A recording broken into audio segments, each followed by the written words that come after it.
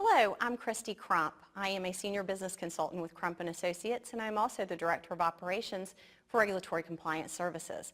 More important than that, I am a 25-plus year administrative professional and minute taker. And for the last 5 years, I have actually taught professional development classes for how to be a master minute taker. Now, what I find happens most often is people panic when they're told they have to take meeting minutes.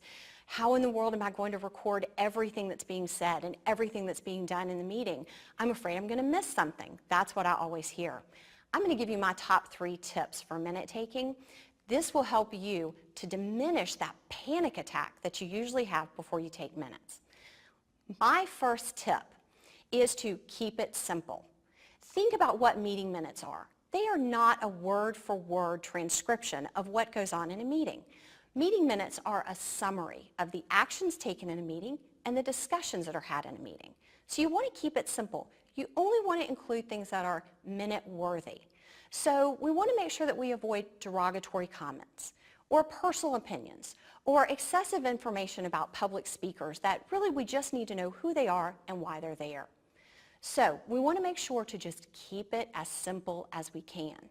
Also keep in mind when you're actually recording your minutes that you only have to record verbatim motions and amendments to the motions. Nothing else has to be recorded verbatim or word for word except for motions. Now, my number 2 tip is to always be prepared for your meeting. I believe in the 80-20 rule. You do 80% of your work in the first 20% of your time. So if you'll spend the first 20% of your time getting ready for your meeting before it even begins, you'll have 80% of your work done. What I mean by that is take the meeting agenda and break it up. Take each item on your agenda and give yourself a little bit of space in between each item so that you have room to take your notes in the meeting.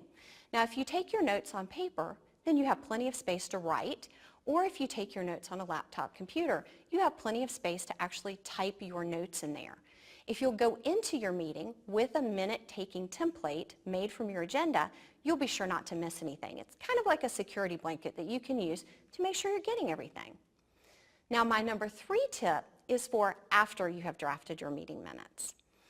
You want to take your draft of your minutes that you pass on to the chair for them to look at, and once they're edited and they give you back that draft, make sure that you keep it. So you update your minutes to go out to everyone who was at the meeting, but you're keeping that markup.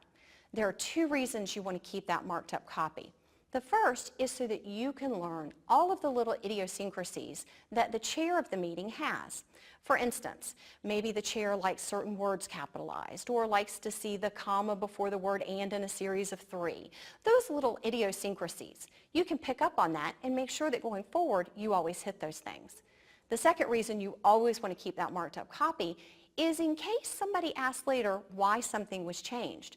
You can pull it out and you can say, because you told me to change it. So just a little cover for yourself there. Now beyond this, if you're still nervous about taking meeting minutes, my suggestion is that you find a class or a webinar or maybe a mentor that can walk you through how to take meeting minutes. But the biggest thing to keep in mind is that when you have a fear, when you have an anxiety about something, don't run away from that fear. Don't take flight away from it, but rather face it head on. Put yourself in a position to take meeting minutes as often as you can, because the more you do something, the better you get. The better you get, the less fear you have, and the less fear you have, the more your confidence grows.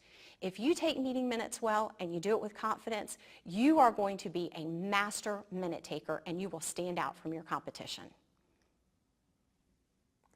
Hi, my name is Adam Goldstein. I'm the publisher of Administrative Professional Today and AdminProToday.com. And I just wanted to remind you that we are a proud sponsor and supporter of the American Society of Administrative Professionals. You can join them for free at www.asaporg.com.